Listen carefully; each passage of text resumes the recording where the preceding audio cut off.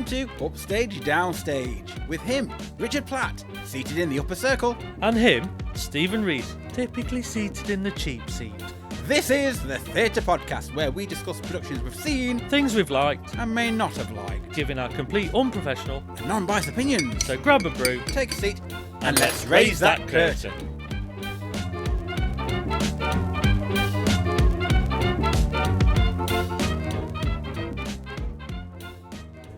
On today's episode, we'll be discussing Village Idiot.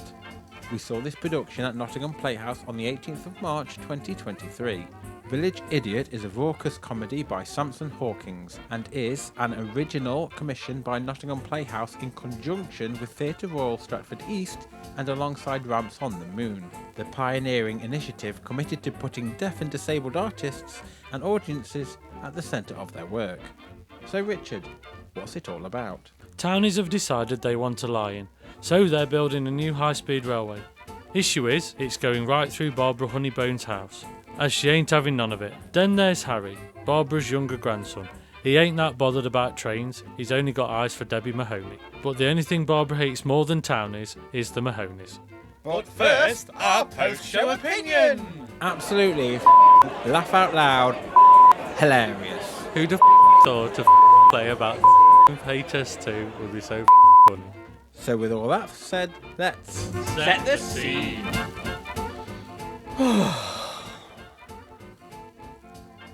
Right, we're recording. Oh, are we now? So what have you been faffing about at? Waiting for you. I was waiting for you to get off your phone. No, I was waiting for you. Can you put the paper down, please? Right then.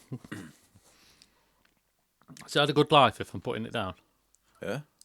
The paper. What? It's time to put it down. Has it had a good life? It's too early for that kind of a joke. It's a good one though. Choices. Debatable. So Richard, would you like to describe the set for our listening viewers about Village Idiot? Okay, I'll bring up a picture of it because I haven't got that ready. Well, you've had half an hour. You've been in this house half an hour. And all you've done is wolfed a banana like a seagull swallowing a chip. It's more like a Savoy. Well, I don't think it touched the sides. Pulled the skin back. Whoosh, gone. Well, when we walked into The auditorium. When we took to our seats in the auditorium. Well, there was a curtain dropped, which was a big Curtain. vaudeville style. Curtain. Yeah, but off. Come on, it's fun. Yeah, it was a vaudeville style curtain with Tassels. not tassels, but it was bordered with like your standard lights that went round a mirror or something like that. So it had your standard look of an old school theatre music hall style production. With above there was string lights of like just white lights, just to show that little bit of showbiz more than anything. So that's what we walked into. I thought we just walked into the theatre. Well, we did, but you know. So what we saw was a forest. Yeah, but I suppose when the trees. curtain was raised, you were predominantly in the woods, in the forest at all times. You didn't really leave that space for the production, but set pieces were moved on and taken off to create different rooms, different spaces, different places. Yes, because it began in front of the curtains to give an announcement. Yes, I think that's probably where you were going with that one. it was, yeah. So the announcements were very much your traditional welcoming people to the show, if it was in a village hall or a review show, and it was just a funny take on that. So it started in the way that it traditionally done, welcoming everybody in the room, but then it started to just go a little bit off piste, didn't it? Mm-hmm. And then the curtain came up, and we got back into the action. I suppose with this production, we didn't really know what to expect because the title of Village Idiot, you didn't really know the context of what the production was going to be about. Who the idiot was. Yeah, you didn't know if it was what the premise of it Yeah. Are you finding this a struggle? Yeah. HS2 is being created and it's going to tear down through the forest and also through a particular house which belonged to Barbara. And she was the main character, the lead in the play. And it was her family that was going to be affected. And the person who was in charge of the HS2 link was Peter, who was her grandson. Yeah. And I he think was begging for her to leave the house along with her other grandson, Harry. Yeah, and I think it was clearly written about the destruction of, say, a plan to install railways in areas where there's already existing properties and houses, which has happened before, and a village life. Yeah, and then changing a whole sort of ecosystem really of an area by just almost bulldozing it through. So there's people talk about regeneration projects, but it's always there's either a fallout or an aftermath of that. So this is what it was really showing. It also echoed what it meant to be belonging to somewhere and being part of a home, even if it was in a rural location. The family members and connections you do have within that community and how everybody seems to know each other. But then when you go away to the city, you sort of distance yourself from those previous connections and sometimes probably even look back to those once familiar who know you well, but you look to them in a dim view as if they're not that good. So I suppose that's where the Village Idiot title is adapted there. And in a way, people from the city probably view those kind of people. Yeah, and in a way, Peter's character was also on stage to portray that almost transactional view on people's lives, that, well, you can just move. Where you live doesn't matter, and it's almost like you've got all this money from a compulsory purchase order, and it doesn't matter where you go, but there's a lot more. It just showed that there's a lot more struggle than people realise emotionally and physically moving from an area that they're used to just up sticks and move. It's not as clean cut as that, but it was to show that there's a lot of discussions that are probably held by townies or bigger people living in the cities where they're just looking at a map and going, well, we've got to go through this, we'll just buy all the properties through it and not worry about the people that are living there. It's just, we need to put this railway line through it. So it just showed the two sides, really. Yes, and the family members were made up of Eileen Nicholas, who played Barbara, Philip Laby played Peter, Maximilian Fairley played Harry, and that was that little family.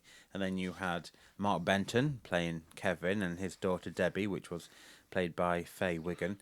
And then his, I think, all other son, Liam, played by Joseph Langdon. Yeah, that was. I think that was the son. Yeah, that was definitely. Liam, Joseph Langdon also played Philip Laby's best friend from school. when I was at school. Yeah. So this is a new piece of writing by Samson Hawkins.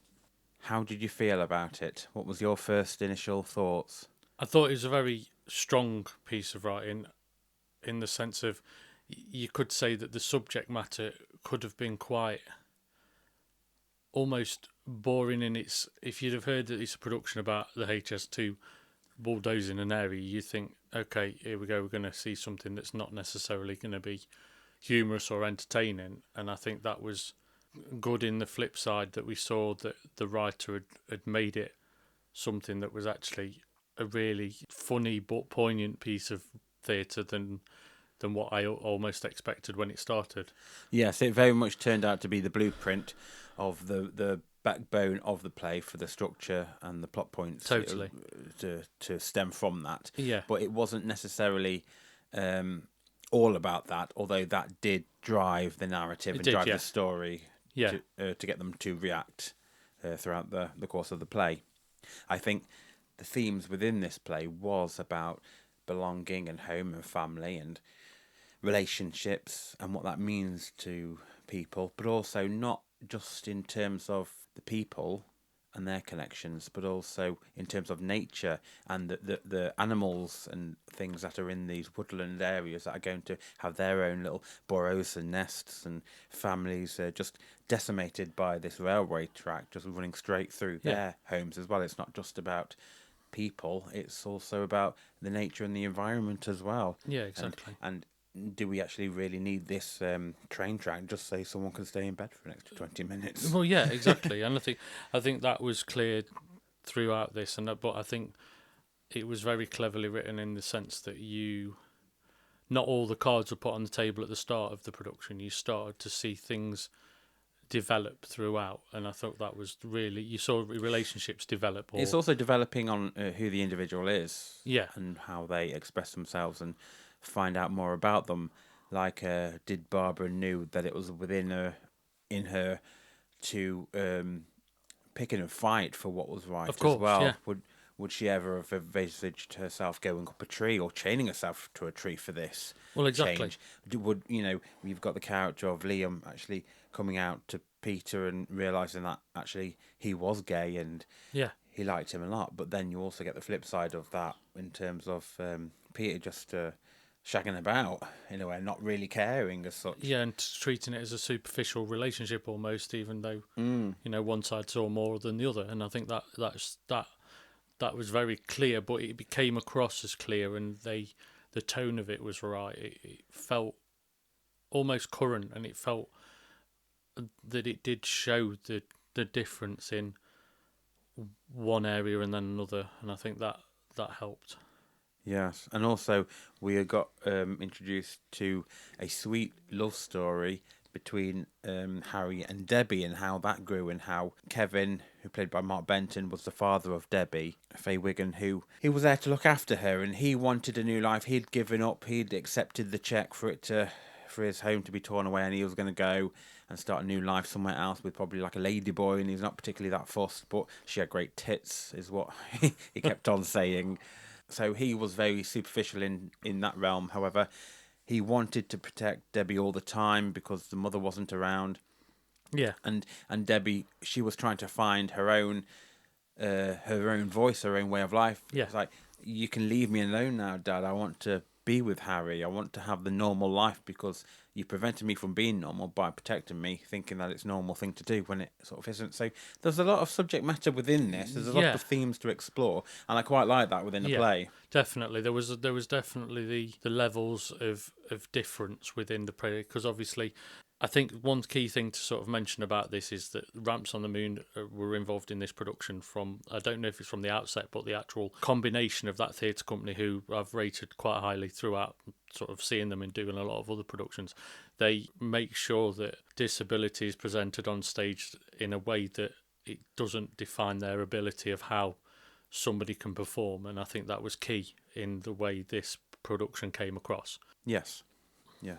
Because I think the whole point of, like you say, about Debbie and Harry's relationship, it was to show that even though these two were disabled people, they still pine for and want to be treated in a way that they are having a relationship and not seen as a number or a... Well, exactly. They're a people. They are not just somebody that can be sort of put on a pedestal or put in some form of care or put in some form of day centre or put, they are real people with personalities, and they want to live life as much as they can for themselves, really. Yes, and I think they said themselves that it wasn't necessarily their illness or whatever that disabled them, but it was more society. It was the systems put in place that was more preventing them from living their life than the disability ever did. And it also showed that people who are disabled have got a say and have got a voice. And I think that was key in this production. It sort of touched on that quite well, and I felt like it was pitched well to actually show that.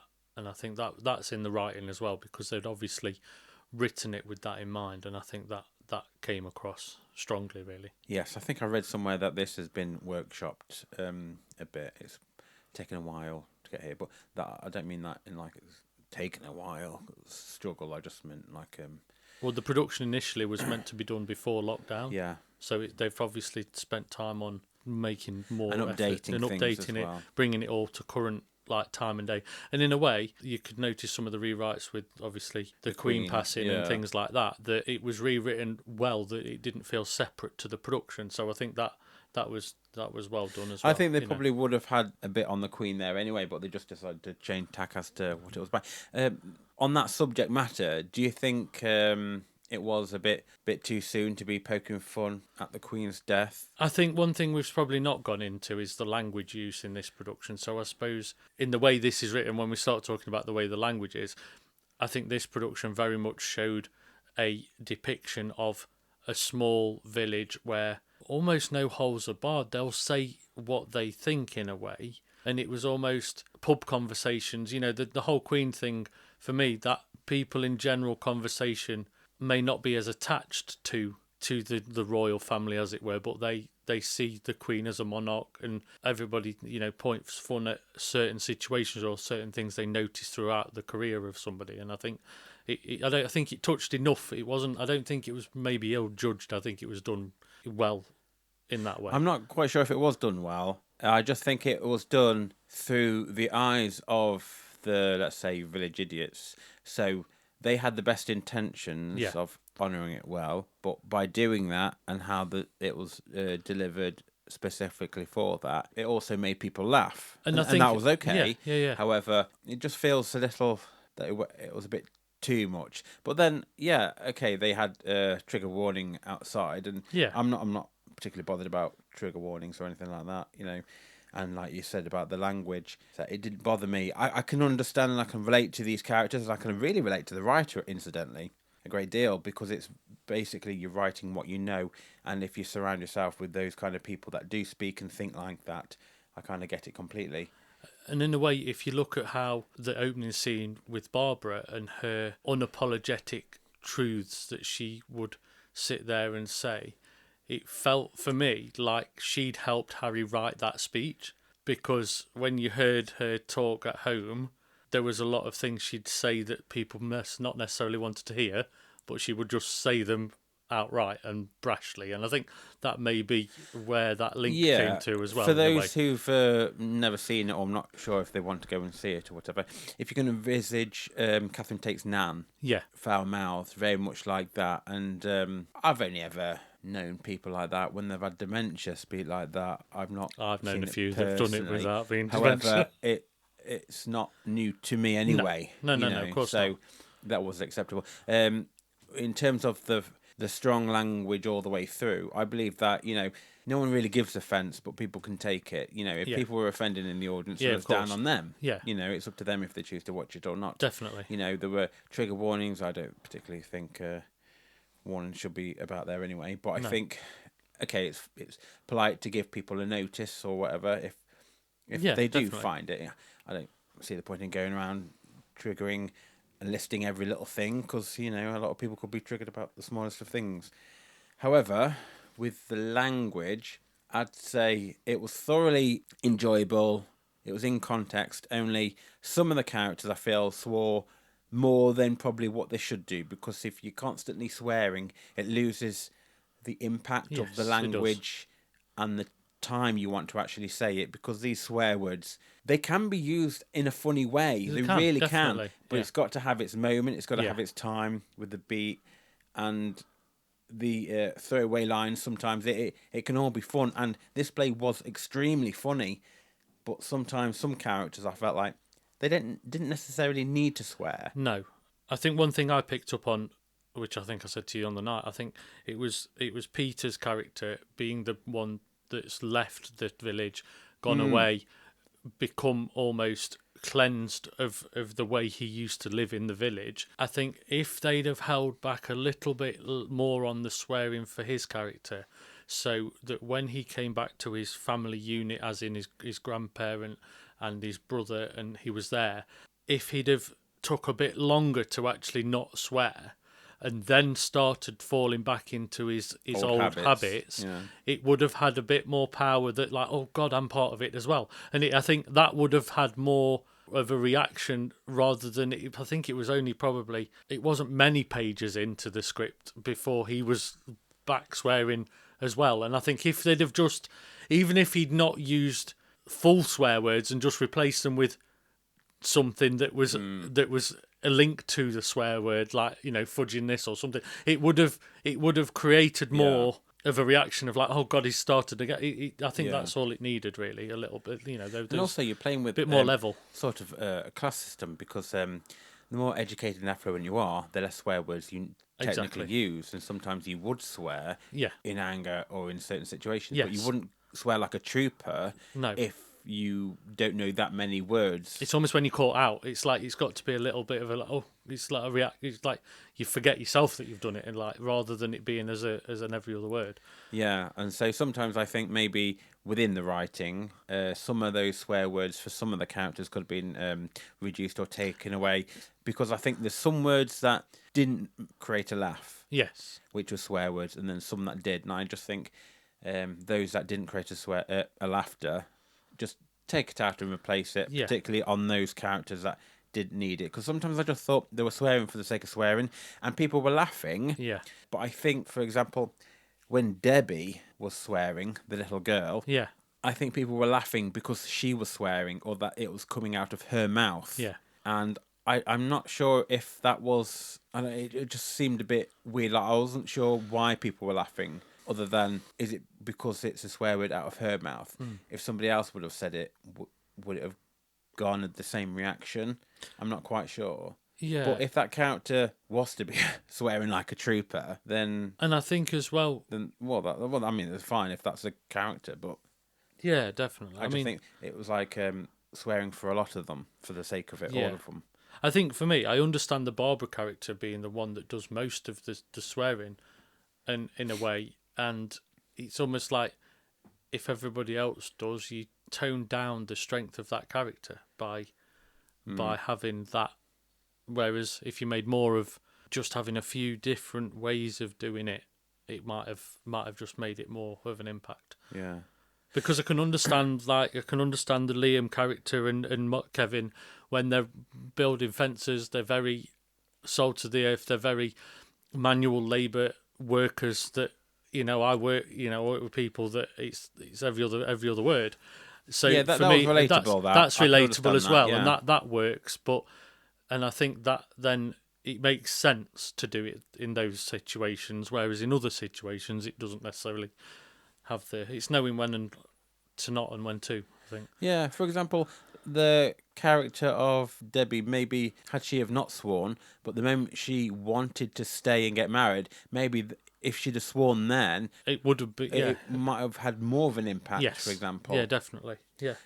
And also, even though swear words can be funny, and even if they are overused, I always like to hear words or phrases that are instant put downs or other language or other words that could mean just the same, but is more inventive and more funny. It's not just a quick word that's overly used. Yeah, exactly. However, I felt it rattled along really quickly, this play did. Yeah, the Even pace was though excellent. I did wonder if it was going to be like a one-act play at one time, because I think the first act was slightly longer. Yeah. I was thoroughly entertained and enjoyed every minute of it. I wasn't thinking, oh, when's this going to end? So that's just a sign of good writing as well, and the fact that the narrative kept moving. There wasn't necessarily too much plodding, although... Saying that, I felt the village fate slowed things down a bit. That was understandable if you understood the fact that they were doing set changes and costume changes as well. So that was clearly written in just to add a little bit of padding, just to help the technical side of things. But also, I think as well, not just about the technical side of things. There was once the opening scene with Barbara and Harry and Peter, where it was about Barbara's house being taken off them, and one of the written parts that was it was almost an unwritten part, but it was written in an action, was where Harry showed that he had was on the autistic spectrum, where he was actually struggling with the conversations that were happening about losing home, and he was actually physically showing that he was actually reacting to this. And what you actually saw was his breakdown almost towards the end of that scene. And I feel that if we didn't have the light and lyrical after that, of the little sort of fate scene, as it were, it would have been difficult to go straight to the next scene and not sort of distract from that, because it was actually quite a shocking moment. I think that then, it brought it back for you then to watch the next piece. Yes. Near the end of the production, they all donned animal costumes and went into the woods and Yeah. reenacted some kind of mystical thing to a song, power song, didn't they? Yeah. What kind of song was it? It was a proper like death metal sort of rap moment in the woods. It was. There was a couple of rap moments as well. How did you feel that worked in terms of symbolism? And I think that basically what it was. Where you talked earlier about the fact that there was, we were talking about the woodland and people's burrows being upset, and it's not just about the people that live on the top of the ground in houses. It's actually the wildlife as well, and I think that's what that was to show, but also to show the passing of Barbara in a symbolic way. And I think it was an unexpected thing, but maybe it was a link to the performance side of the sort of music hall side of the production a little bit as well, because it added to that side of it a little bit. I think it also gave a message of even if this new railway is taking over nature will overtake the railway itself. Once everyone's gone, nature will reclaim everything anyway. So it's only temporary. Yeah. People are only temporary. In 100 years, those tracks will be being grown over with, who knows?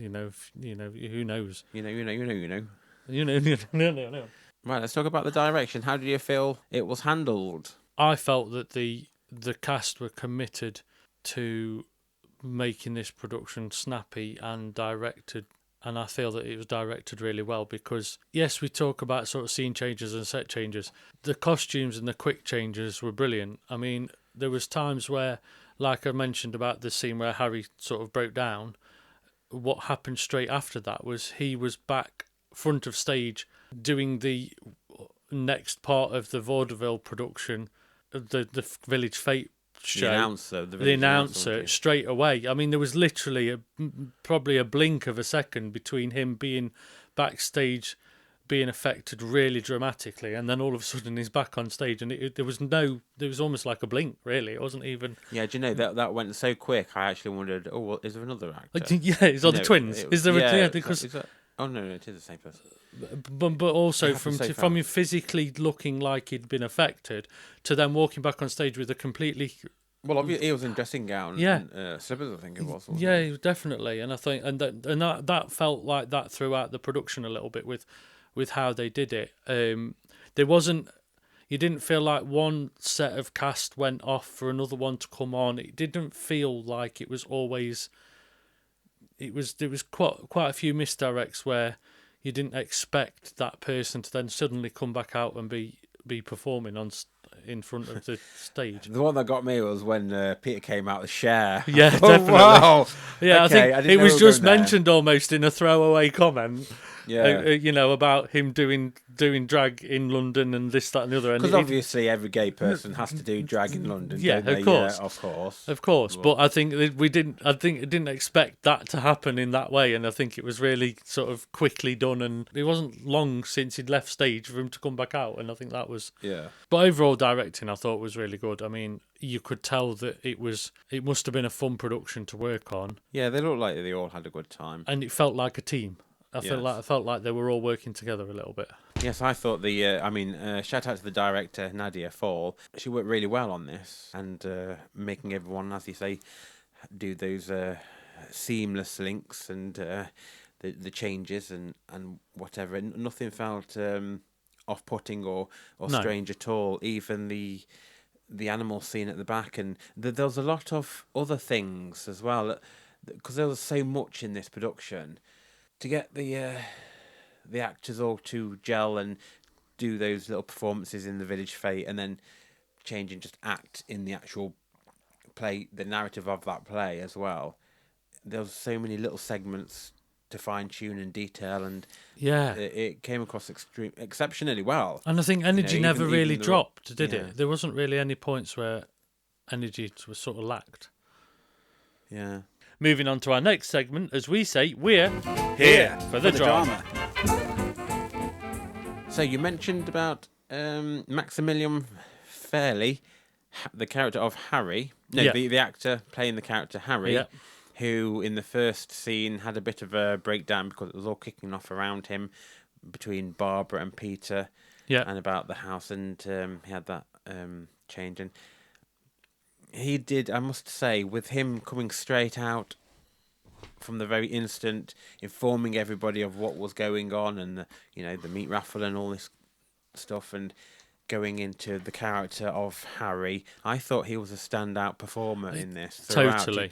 He kept everyone's attention. He was extremely professional, and it was just a delight and fun person to watch. Yeah, and I think it also showed his versatility when he used that breakdown, that reaction in the first part, to when he had the next scene, in a few scenes in, with how, where he was with Debbie, that he was getting the same anxiety or anxiousness and the same feelings because he was in love with somebody, and it was very much showing that it's both extremes. It was very much showing that a person who suffers in that way has, it's not just about the aggressive and angry or upset side, it's also those butterfly feelings and not understanding what's going off and not being able to compute it. And I think it was really cleverly done, where you felt like he'd got levels, and then to then snap and perform on front of stage and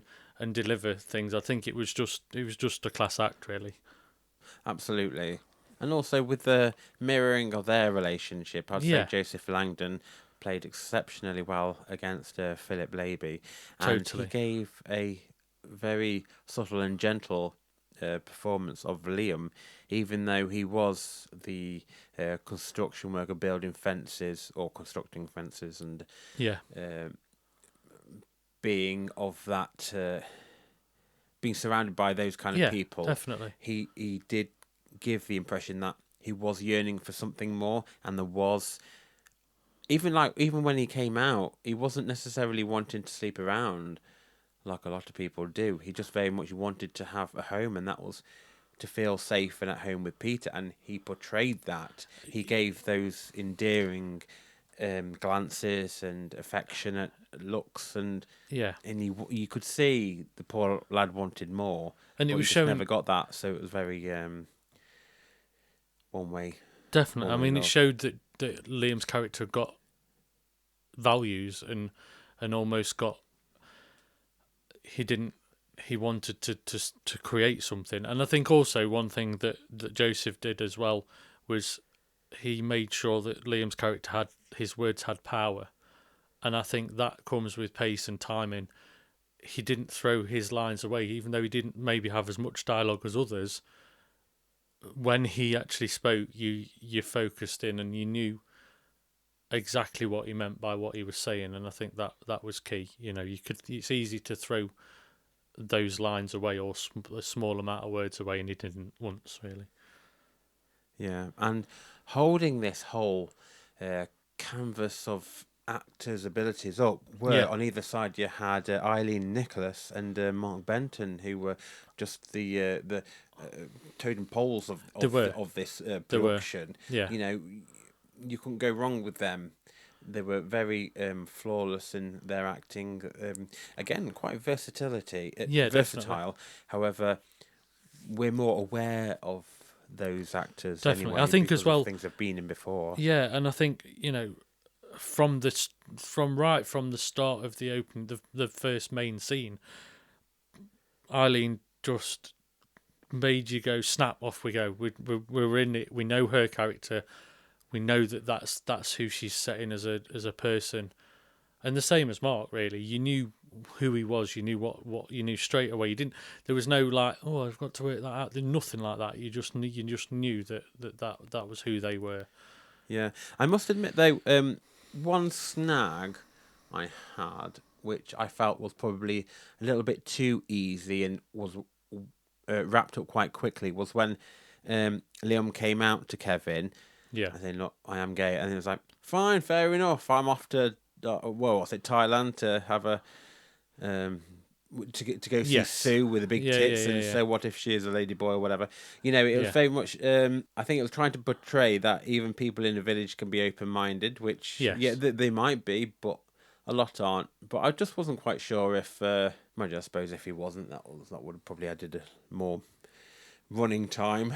Yeah. Running time to the playing, been another completely play in its entirety. But yeah, I suppose that having someone be accepting just means, yeah, that's fine. But I suppose I would have probably done it where he already knew, Yeah. maybe. But it was just Liam's character coming to terms with it. Yeah. Because then it just saves any awkwardness or issue with them coming out. Yeah. But also, it was quite nice to see Faye Wiggin experiment with a bit of magic and stuff like that. Yeah. With the help of Mark Benton doing their little turn. There's nothing wrong with a bit of bad magic.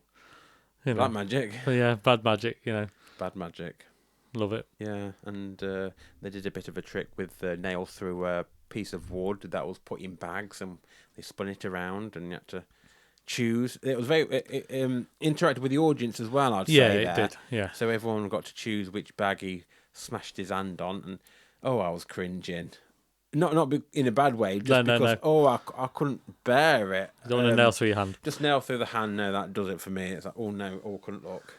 So, but that was quite interesting, quite fun as well. I think it just broke the narrative and the pace up a bit with those little scenes. Yeah, definitely. And they all got to have a little bit of a turn, didn't they? Yeah, and it was a good way of almost never having a scene change, and it was quite good because you knew those were happening, but it was nice to have something distracting you to. Yeah, just entertain the audience. Yeah, it had more. It added another level to it, I think. I think because we're used to the theatre world, we kind of see it as a bit of like an in-joke. Yeah. You know what's going on behind the set. You know why it's written in. Yeah. It didn't need to happen at all. No. And really, if you wanted to edit it and trim it down, you'd get rid of those. Yeah. But they did it specifically to allow costume changes and scene changes. And it was the end of the Village Hall show, the final one before everything gets bulldozed. So it was a way to link it into the village and what would be happening, and it was nice where they brought in, one of the things with this, I thought it was nice where they brought in the writing side of it, they brought in other characters who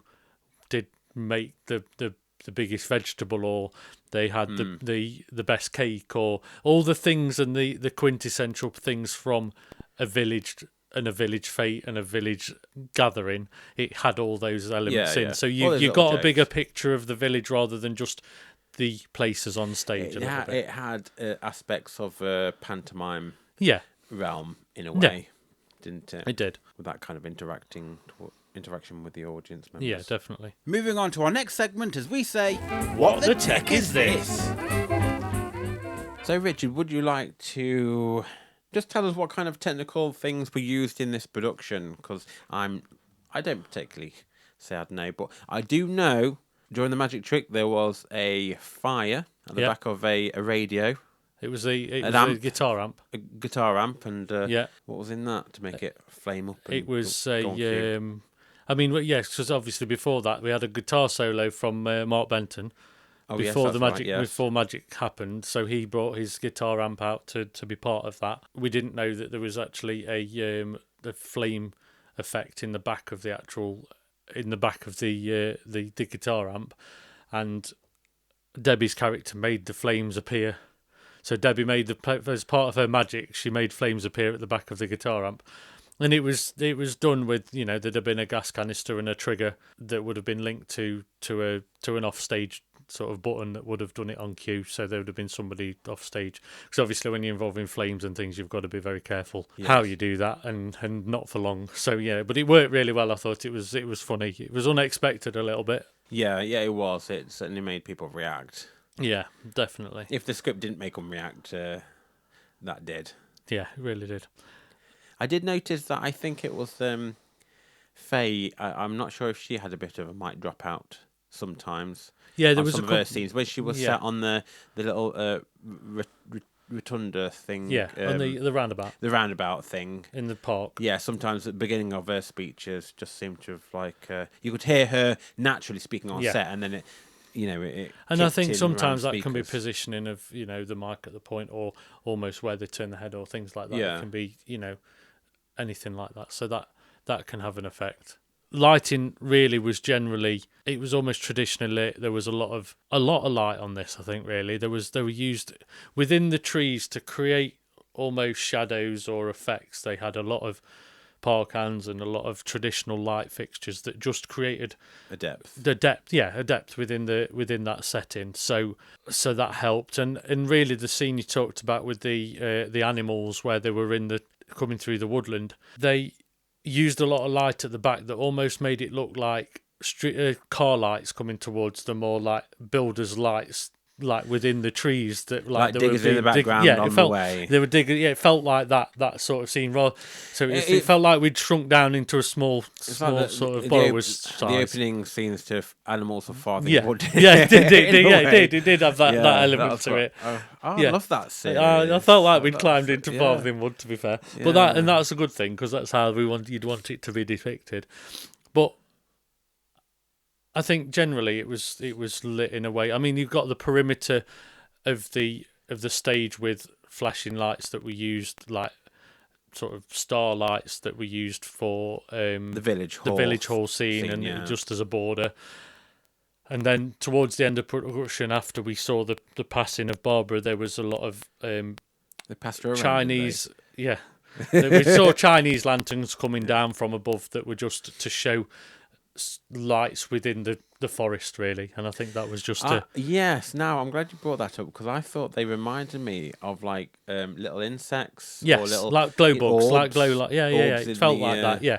In the forest. Yeah, because it wasn't all. They weren't all uniform height. They were all sporadic across throughout the trees, and it just added to that depth of stuff behind. Because I suppose it's like where there's dark, there's light. Yeah, it's like the passing of people's bodies or anything that's dying, like the lights.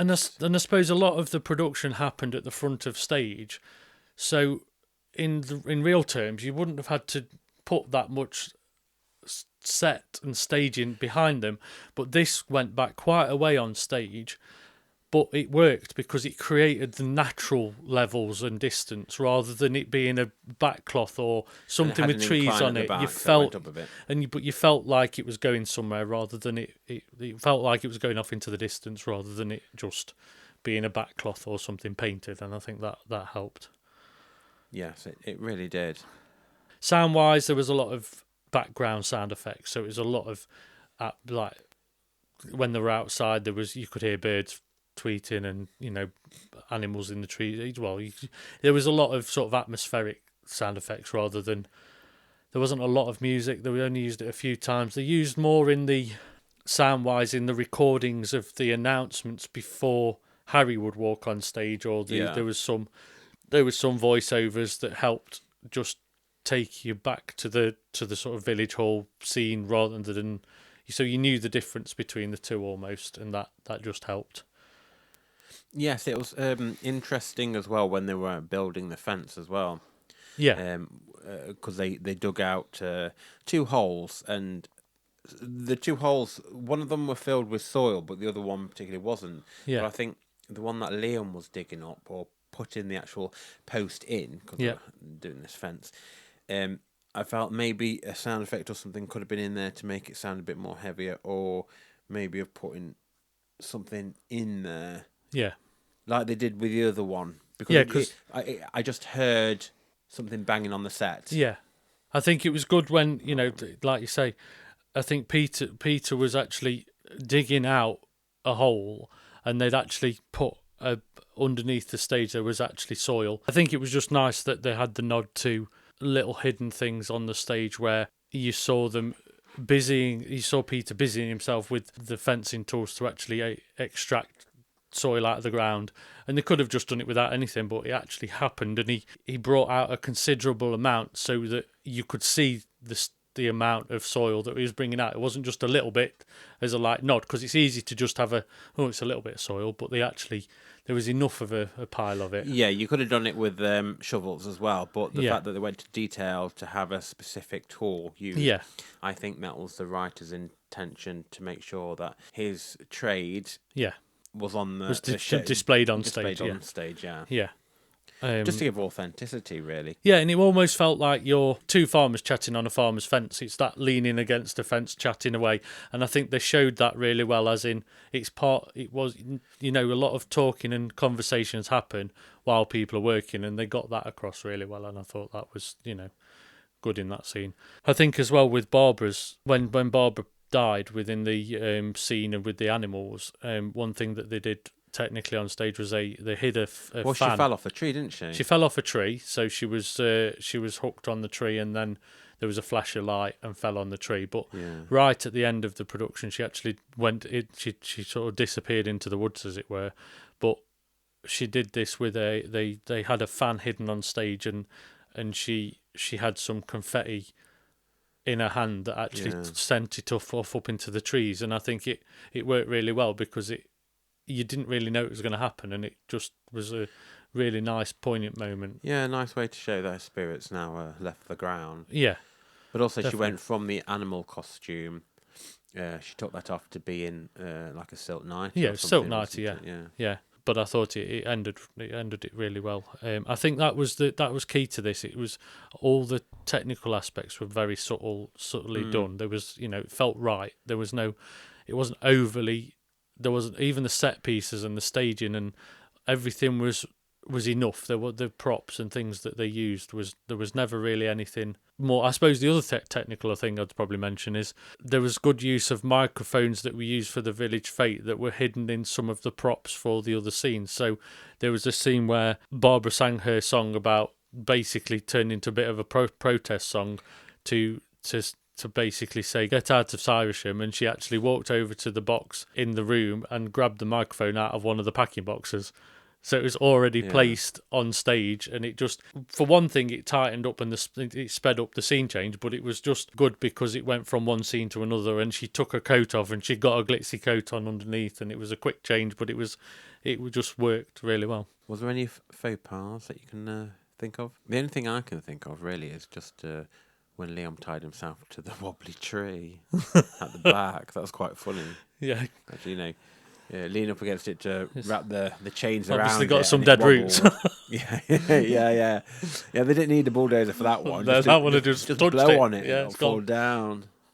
No, I don't think there was anything major that there was. I don't think I noticed anything that went wrong. No, really. it was a good set. It was a really nice set, and I think it just did itself justice, especially with all the other bits and pieces they brought onto it. Definitely, it didn't need any more, to be honest. The writing stood up for itself, and the actors performed tremendously. Yeah, really did. And now it's time for Rewind Rewatch. Now then, Richard, for our Rewind Rewatch section, what's it going to be? Because there's loads to choose from, to be honest. I mean, I'd definitely see it again. But yeah, I'd definitely see it again. But that's, I think, between both of us, it's something we'd definitely do. So, is there one particular segment you'd love to see again? I know mine. Are you struggling? I'm struggling. No, I'm not struggling. I think personally, it's the opening scene in the house with Barbara, Harry, and Peter. I think I like the power of that when it starts the production off. So yeah, that's the bit for me. For me, I can't remember where this was, but it was a bit where Philip came out in Cher and sang "Turn Back Time" as Dragon, and then it just sort of it went into a bit of crazy mode, and Liam came out with a great big cannon for him to. And everybody else was dressed as sailors, and I think it was a nice musical number in a way, but it sort of broke the narrative for a little bit, and but also it pushed the story along. Yeah, it did. Yeah, definitely. Slightly in a way, but I thought that was really amusing and fun, and not expected at all. So no, of course like not. to see that. Well, from a throwaway comment, you don't expect to see it.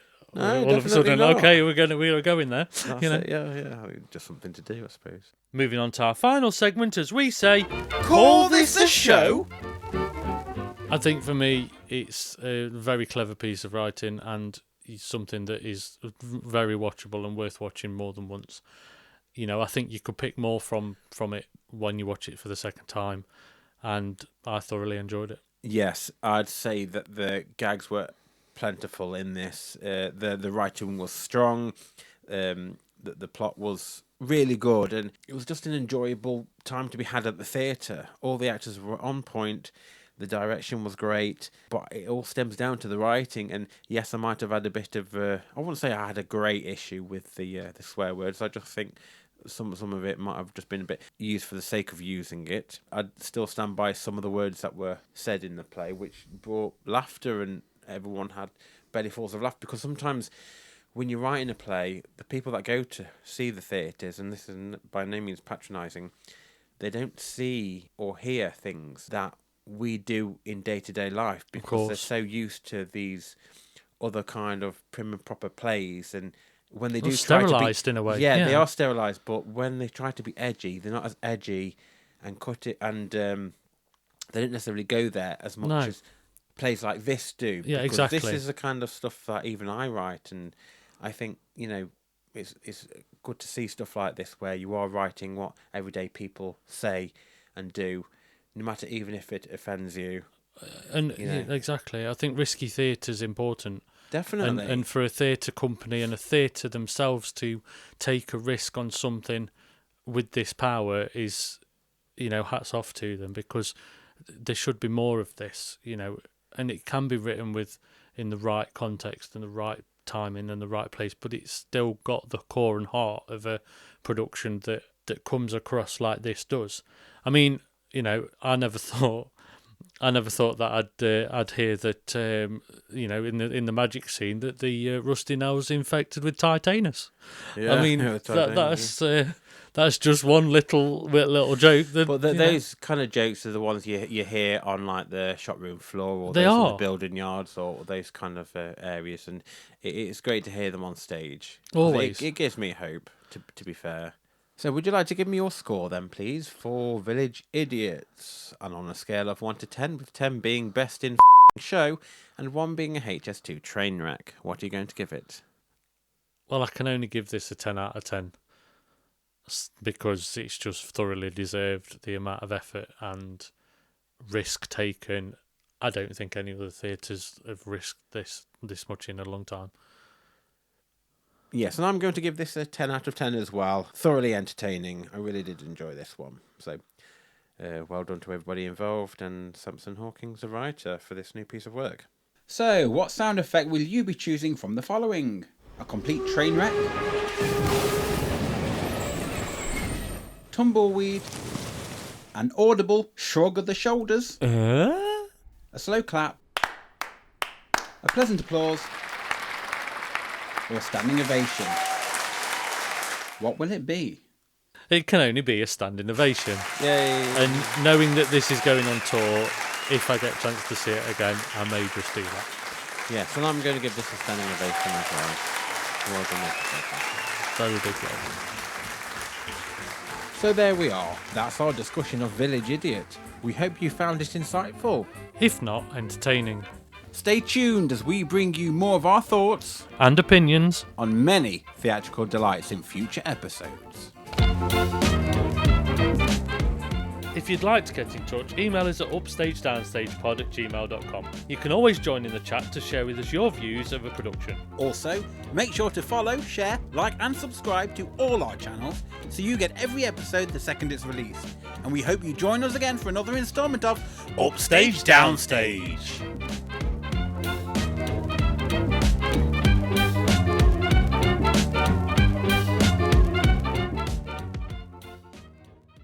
I thought you were going to go on to something more then. Oh, well, I don't know where I was going to. That's why my brain was just. I thought I'd need to stop. Brain fog. You're two farmers chatting on a farmer's fence. Well, it's one thing I'd say lighting wise is, well, not one thing. 2 things? 3 things. Oh, 3 things. Just the 3. Go on, number 1. What is it? Well, I'm just going to talk about lighting. So You've gone a bit dead quiet and... Oh, it's because I'm trying to you're trying to be serious, aren't we, about it? No. Well, we are, and we're It's not. supposed to be I think. entertaining. Yeah, I know, but I can't remember everything that happened. See, left it too late again. No, we're not. It's not that bloody long. See, it's catching. It's not. I can't remember. I know. It's been 2 weeks. ADHD.